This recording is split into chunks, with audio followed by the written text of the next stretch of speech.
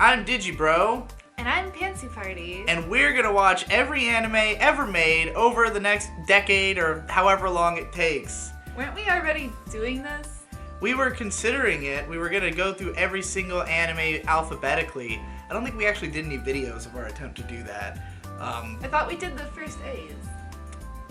I don't remember if we did, but well, we're not doing that. We're gonna do it by time now. Fuck the alphabet. Yeah. Chronological it is. Yeah, I figured what better way to watch every anime than just from the beginning to the present. Yeah, you can, comment on trends versus if you do it alphabetically, it's just kind of a random assortment. So we're doing this finish or fail style, like where we're going to, we're not going to literally watch all anime ever all the way through. It won't really matter for a long time because a lot of anime history is just short films. And, we're going to start from 1917, where the first anime that is actually capable of being watched comes from. 102 years old. Holy hell, you're right. Yeah, there was, just the other year, there was a celebration of the 100 years of Japanese animation. If you want to learn more about the history of anime, I would recommend looking into it. There's actually some pretty extensive Wikipedia articles about, like, the article, like, list of animated works from 1917 to 1940 or something like that. There's articles for, like, each different stretch of years, accounting for kind of what went on in that time. Because, so the first anime that are known to exist began from 1917, but there's only, like, one from that year out of the, like, less than 20 that are known to have existed that is actually viewable. And there were a bunch from 1918 as well. No one even knows if there's any from between 1919 and 1923, because in 1923 was the Great Kanto earthquake that destroyed a fucking lot of Japan. It killed over 100,000 people, caused crazy fires. That's another article worth reading if you don't know about that part of Japanese history. It'll also help you understand certain scenes in certain movies that I had not really realized were the same scene, because I don't know my Japanese history that well, obviously. But the origin of the Pokemon move Fire Spin. Yeah, because there were fire tornadoes that went through Tokyo. Jesus Christ. So a lot of the early anime that existed was destroyed. If anything from 1919 to 1923 does exist, or did exist, it is not known to exist anymore. There's a bunch of stuff from 17 and 18 that we know to have existed because there's evidence of its existence, but the films themselves don't exist. The oldest one that is known to exist, which we're about to watch, was found in 2008 in, like, an antique store. So, like, we didn't know for a long period of history that it was still extant. But yeah, there's a website that we're going to be watching a lot of this stuff on that is animation. I'm going to have to know this to actually watch it. I'll put the link on screen and in the description where you can watch most of the extant old anime from the, from the 20s and before. I'll have a link down there, and let's go ahead and get watching.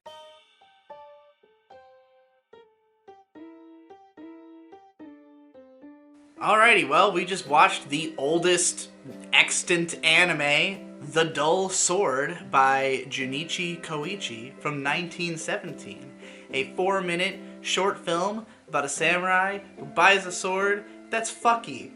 What did you think of The Dull Sword? It was pretty funny. It opens up and his eyes are kind of like wonky. And he's playing with his sword, and it's like, that boy ain't right.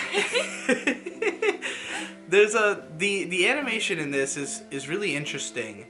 Yeah. I was honestly surprised, like, how kind of fluid it is, like, and how animated everything was. Yes, there was more animation than I was expecting. I think this probably is more influenced by Western style animation, where Very possible. If you look at older Disney works and stuff, they move kind of like that. You know what was the funniest thing to me is that it kind of looked like a Flash cartoon. A little bit. Because the characters move very, their limbs very independently. It's like you'll see an arm go up and then you'll see a head move, and it's like they look like puppets. It's a more primitive animation, but it's just funny that it looks like that. And come full circle. The character designs are obviously not anything like modern anime, but they're like very expressive. The expressions are great. Yeah, you really are able to follow this story because of the expressions. I mean, this is a silent film. There's only 3 dialogue cards in the movie, even though the opening scene has a lot of mouth movement, flapping. Yeah, and I mean it's possible some of it was lost because this is a digitally restored version of this film. It is described on the website, on the Film Archive site, as the longest digitally restored version, not necessarily the complete movie. But regardless, in that opening scene, you can follow what is going on just because of the expressions, the way it's animated. The guy is checking out the sword. He cuts his finger on it. He's like, oh, this sword is dope. There's a hilarious scene of him trying to sheath it, and I guess he just doesn't really know how to sheath a sword. So he buys this sword, and the sword is seemingly possessed, because after he leaves the shop, it flies around, and he's into it. He's like, fuck yeah, I got a possessed sword. This is gonna be sick. And then he's like, I'm gonna go test it on somebody. So he just tries to kill a guy. Like an old guy. Yeah, he just sneaks up on him, and the guy just fucking kicks backwards and knocks him out of town. He tries to kill some random dude in the field and gets his ass handed to him. Yeah, the scene is their shadows, so it's yes. It's interesting they had that because obviously it's less to animate, less details, Could be that it was to simplify it, but I mean, it's also just interesting because it's a totally different technique and look. Yeah. Also, I don't know if this has to do with just the restoration, but that part is yellow.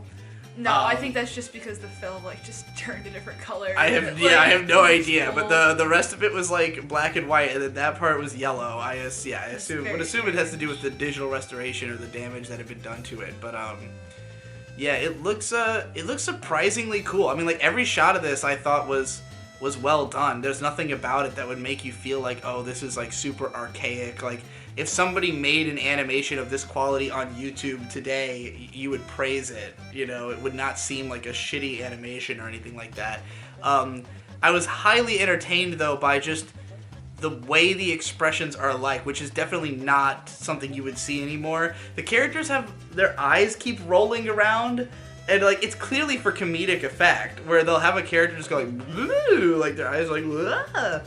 And it's hilarious and enjoyable, and I love it. There's also a lot of weird lip and mouth movements that you wouldn't normally see anywhere. Just to create the again the characters' expressions are the story practically. Yeah. There's not much dialogue, so yeah. I mean, I just all around. I've seen some older animation that was not this interesting, and I was surprised how entertaining it was. I mean, I do think a lot of stuff from back then, I'm sure we'll see some of this, is more showcasing just it's more yeah, animation is cool, and so it's trying to be more of a showcase of the artistic skill of the time, kind of, which inherently won't hold up as well, whereas this is just a comedy that is gonna be funny no matter when you watch it, because it's based on the personality of the character and everything. It's just made to appeal to normal people, hey, right. I made this animation. The scene at the end, he tries to pick himself up with the sword, and it breaks, and he just kind of tosses it. I was interested in the fact that on this website it is called The Dull Sword, and this is translated. So this is a Japanese website that has an English version, and the translation is done by somebody working through the website. But I've seen it translated elsewhere as The Famous Sword. And the sword seems to be possessed. So because initially when he puts his hand on it, he cuts himself. I wasn't really clear on whether the sword got dull after it revealed itself, or because he never actually hits anybody with it. Is he the dull one? Like, I don't know. I don't know what the sword is supposed to be. A lot of the anime that was made in 1917 was based on like Japanese folk tales and myths. So I don't know if this is based on one of those as well. But yeah, it's surprisingly entertaining. I did not expect to like the first anime ever made as much as I did, but I think I'd give it like a strong 6 to a light 7, honestly. I fucks with it. Pretty engaging. So let's see what the next one is. Alright, well, the second anime that we watched through this site is Urashima Taro, based on one of the most classic pieces of Japanese folklore, a very short story about a guy who rescues a turtle, is taken to an underwater dragon palace where he hangs out with the princess Otohime, and then he misses home, goes back, the princess is like, don't leave. Alright, if you gotta leave, take this box, but don't fucking open it. And then he goes back to the surface, and it turns out 100 years have passed, everybody he knows is dead, and he opens the box, and he instantly turns into an old man. It's like watching this, you would not, the story would not be communicated to you, unless you had, prior knowledge to the story. Yeah, so. we went ahead and made sure we checked what the full story was, because I know that, an audience who would have been seeing this at the time would have already been aware of the Urashima Taro story. So it wouldn't be like, which what the... has been adapted to anime more than once. Like there's a bunch of anime incarnations of this, but I guess this is the first one, or at least the first one on record. So, how well does this tell the story? It starts off with the fisherman main character out on a boat rowing and out in blank space. Yes. Well, I thought that was a really clever technique, because I assume it was just the same animation repeated but just moved across the frame. Yeah. Like they didn't exactly like that. I don't believe they used cells back then, but maybe it was just drawn on like a big enough paper that they could just move it like move it for each photograph or something. Which is clever, but I mean, it's no different than what you would do with a cell. And then he goes underwater, and did he really save the turtle? Yeah, sees a turtle. He sees the turtle. Did he save it? Like... that was not communicated to me, but sure. Yeah, like... Sure. That's the thing about this animation, is that, like...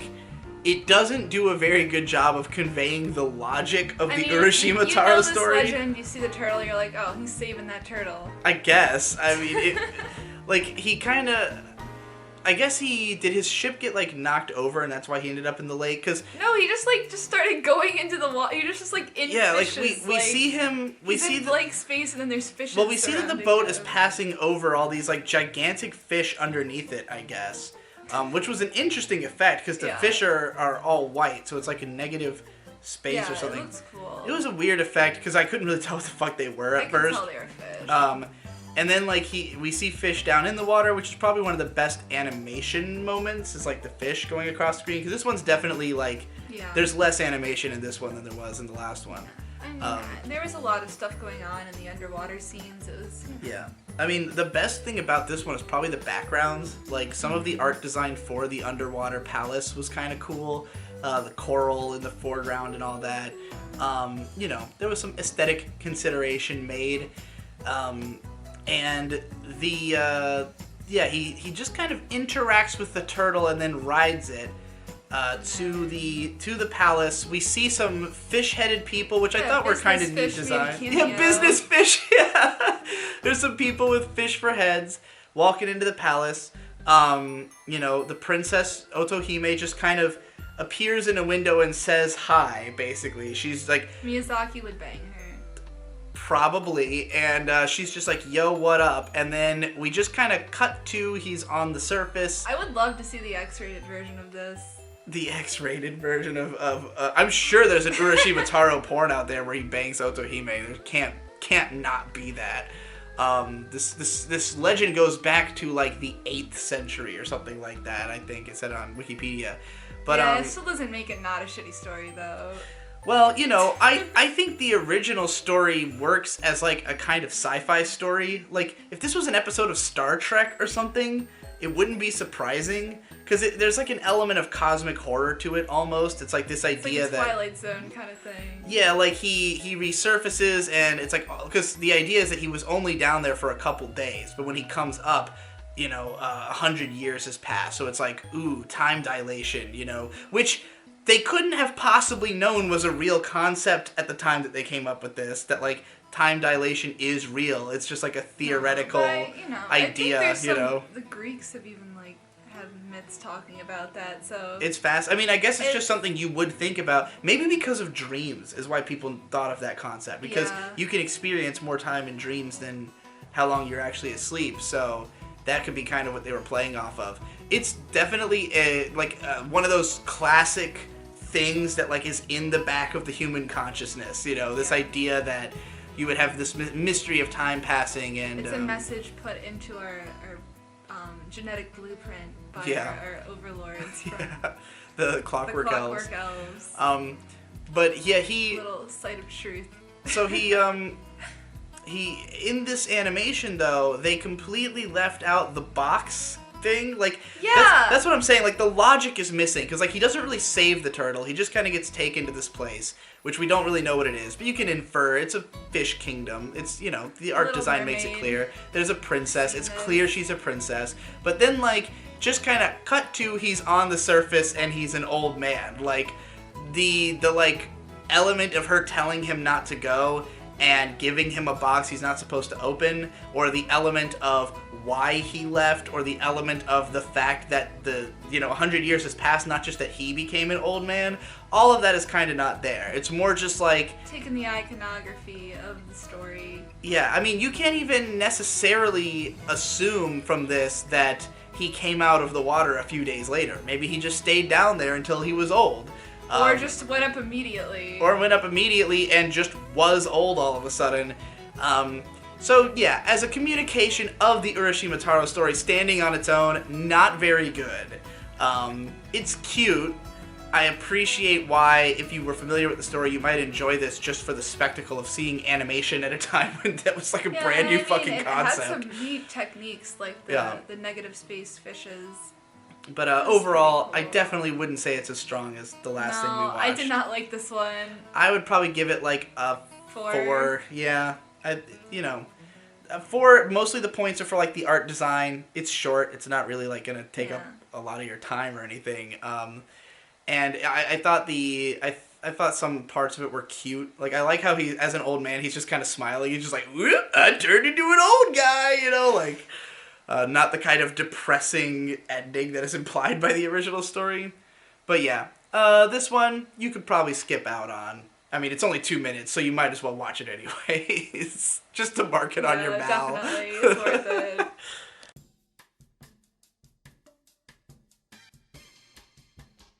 Alright, so the next one that we watched is from 1924. Jumping up in years. The Hare and the Tortoise. Well, you know, most anime from, again, before 1924 was destroyed. From this point forward, though, I think there will be a lot more stuff year after year. I mean, if you look at the articles online, they claim that there's a few more things that do exist from before this, but I could not find evidence of that. Different sources have different information. Being held by collectors, like not that's true. Able it could be that they exist and online. aren't actually viewable. But The Hare and the Tortoise was another surprisingly enjoyable one. We can tell that a couple of years have passed and that there's been a little bit more progress, technological improvement in just like recording quality and how much can actually happen on each frame. Yeah, even though this is still a silent film, it's 6 minutes long. There's definitely more detail, more the filmography in itself. I mean, it could just be that it's less damaged than some of the other ones, but like it definitely looks a bit more modern. I probably wouldn't have even thought that this was as old as it is if I had just seen it. Maybe it was just really well preserved in this case. Could be. This one is by Sanae Yamamoto, who it's based on, I guess, The Tortoise and the Hare. I mean, it's a classic folktale. I assume it's from Europe, right? Yeah. But in Japan, it existed as a children's song.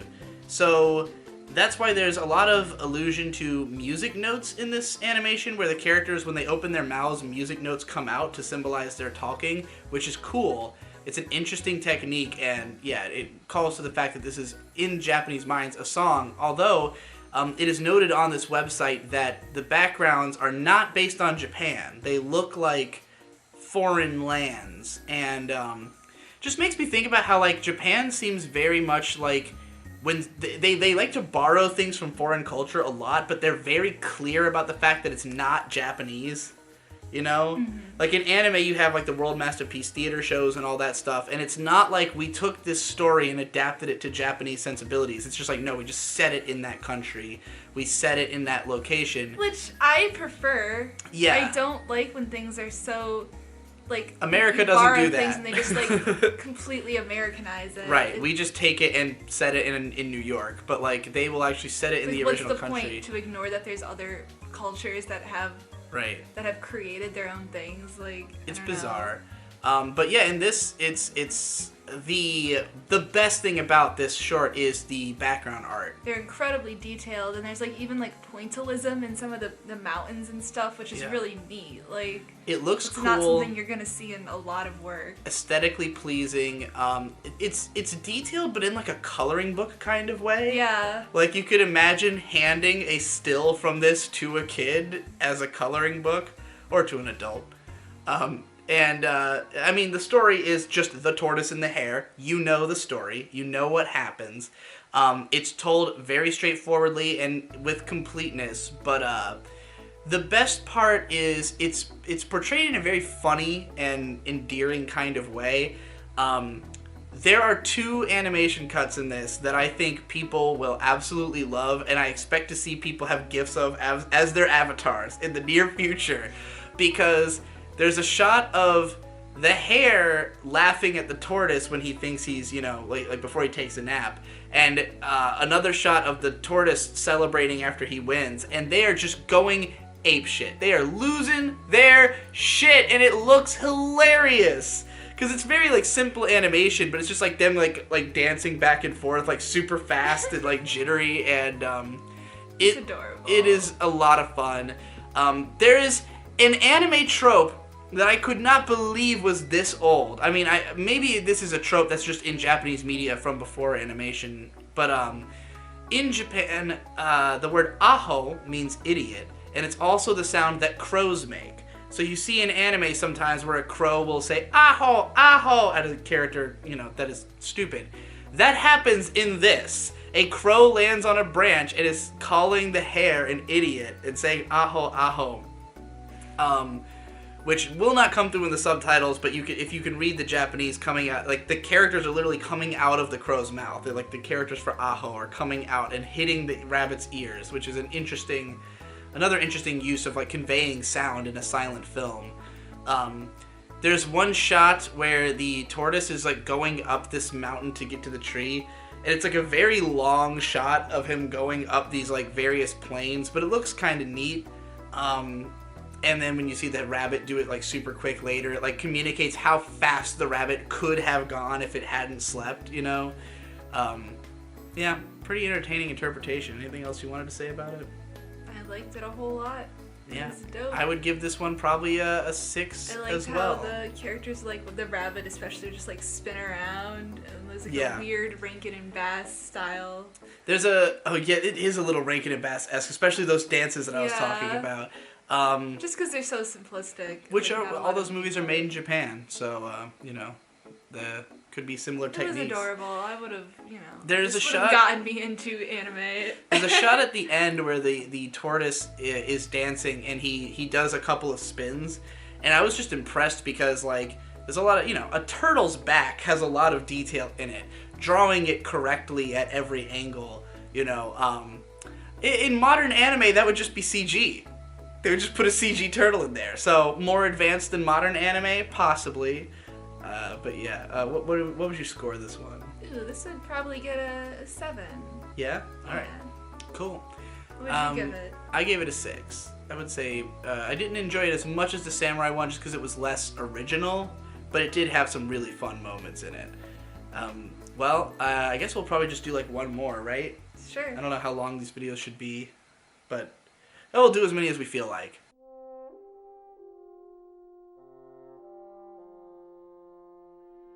Alright, our last short film for this segment is Uba Tsuteyama, which is the longest one by far at 18 minutes from the same animator, Sanae Yamamoto, who did the last one we watched. And this is easily the most like fully fleshed out story. Do you know what year this one's from? Yeah, it is from 1925. Alright, so a year later. Yeah, and this one's like a... You know, like, it's another Japanese folktale adaptation, but one that actually goes through, like... Fully realized. All the steps of the folktale. Even to an extent where I'd say there is some unnecessary fluff in here, mostly of walking scenes. Like, there's an unnecessary amount of showing the main character going from place to place. That might just be because the appeal of animation is to have... is the spectacle of animation itself. Could be. I mean, like, the funny thing about adapting all these old folk tales is that they are, you know, oral traditions. They would not themselves describe the character walking from place to place, showing the whole village and all that. It's just like there's a point at which it does become repetitive when you've watched him go back and forth between all these locations. Maybe it was just meant for build-up or dramatic tension even. Or maybe it had to be a specific length of time. Could be. But yeah, this one, it's a much darker short than the previous one because it's based on a folktale about a village where the Lord hates old people, and after they turn 60, he has them left up in the mountains, which I believe is a thing that was actually done in Sparta, because I always make reference to leaving the old people on the hills of Thermopylae, which is what they would do. But they apparently it never really happened in Japan, even though they had like legends about it. But yeah, so this guy, his mom's turning 60. He decides to carry her out to the mountains. He's like, they're going to do it anyway, so I might as well do it. But then he feels bad, so he goes back for her, brings her home, and puts her in like an underground...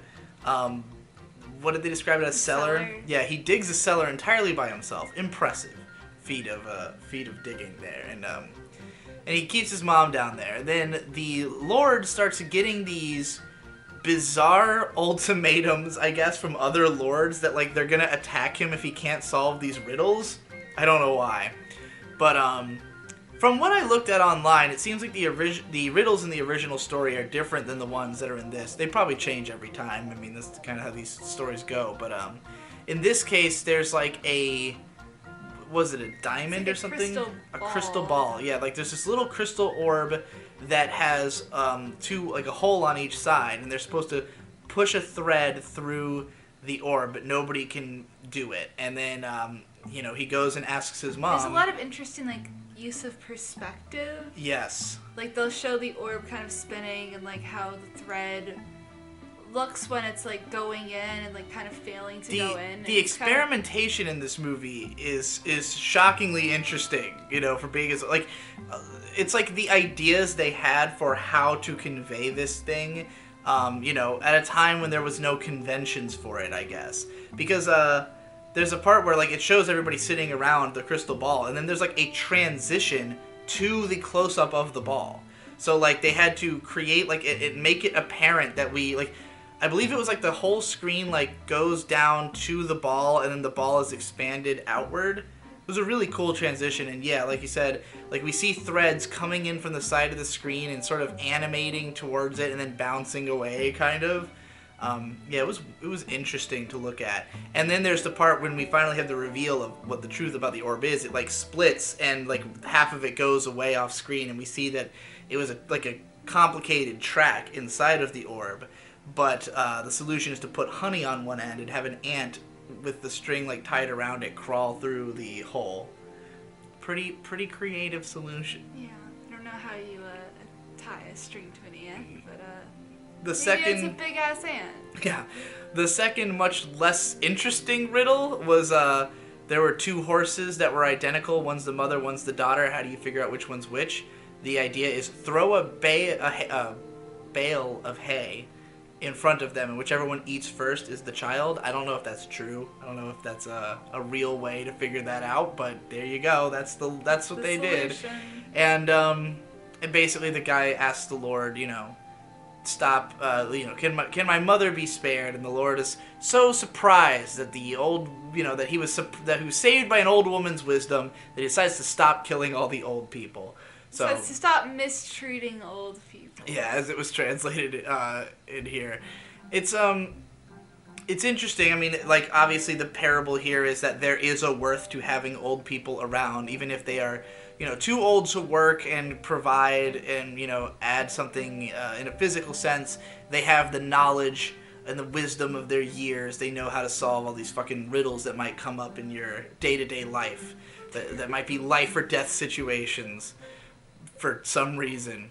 The most interesting thing about this film is the transitions and the backgrounds. Like, there's all these cool moments where they'll basically have, like, patterns around the screen, like, sort of framing the image, and then have them, like wipe. There's, like, parts where it'll just, like, the whole screen will be a pattern, and then it'll, like, open up onto the scene. It looks really cool, and it's something that I was, like, shocked to see in such an old anime. There's, like, a few different techniques it uses for those transitions, and also the background art. Like, we already talked about how the background art in the last one was really nice, but this one had, like, some, like, painted backgrounds, some, like, really serious looking great backgrounds, really, like, a bunch of different styles. It seemed like multiple techniques of drawing were used. Yeah, and like the environments had little details in them. Like you went into the farmer's house and he has like weird paintings on his wall. That don't really like make sense, but they're there. Yeah, there's a lot of detail, particularly in like the mountains when they go up there. Some shots are aesthetically cool or just good looking. There's also like a lot more moving parts in this than in the last ones. Like there's more characters on screen at the same time, more more movement in general. There's a hilarious like run cycle, I guess, because you see a lot of characters walking and most of it's like kind of shuffling. Like obviously the use of like weight and momentum has not really come into play yet in animation. Like none of the ones we've seen really use the principles of weight and momentum that are like core to how we understand animation now. But like there's one part where he's like, I'm assuming he's supposed to be running, but he has just like this stride, like this swagger stride where his legs are like super far apart, but he's not moving that fast. It's pretty funny. How I run. There was the first murder, death, kill in one of these. Oh yeah, there was at the beginning. Like the beginning is really fucking dark because we're seeing like old people like chained up being shuffled into the mountains, and we see an old guy get eaten by a vulture. Like it just kind of cuts from him like falling on the ground to like the vulture swoops down and then he's just like clothes afterwards. But he ate that guy clean. Yeah. He ate the entire, literally all of it, including the bones, I guess. But, yeah, it's, again, it's 18 minutes long, so there was, like, a lot of stuff and moving parts in this than the previous ones.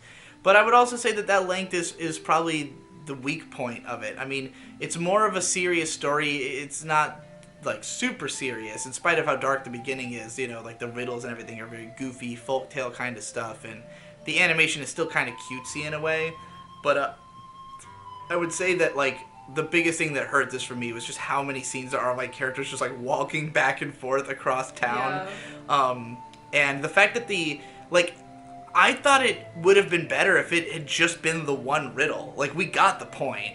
There really didn't need to be a second riddle. That was nowhere near as interesting. It had nowhere near as interesting of animation, though the horse's head movement was really funny. Maybe they just wanted to draw some horse animations, but people love animated animals. It's true. If you don't like that horse head bobbing, then I don't know what to tell you.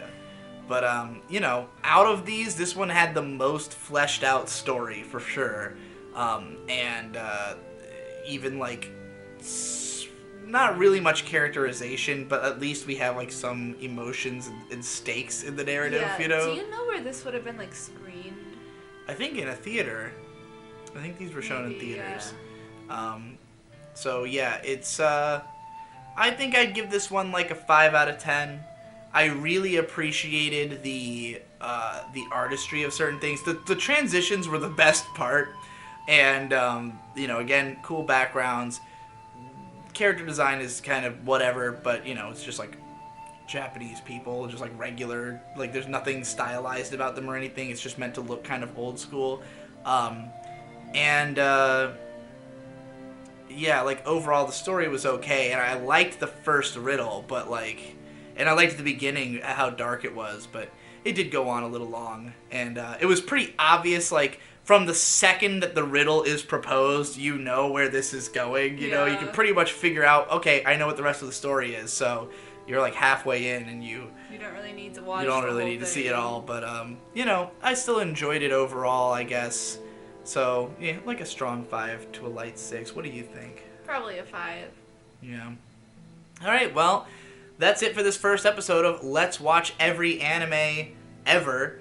And those are the first 4 anime that are available to watch. As far as I know, because I haven't completely looked into making sure that, like, we have the source on everything. But, like, this website seems to have all the old anime that are from this early period, so, you know, if we missed anything already that is available, please let me know in the comments if you're somebody who's in the know. But, in the next episode, we'll be watching more anime from the 20s. I'm honestly shocked how enjoyable these have been. I really expected to be bored by a lot of these, but they're pretty entertaining, so by all means, if you've never seen anything like this stuff, check it out. It's all subtitled on this site. I have a link in the description. You have no excuse. Any parting comments? Educate yourselves. See you then.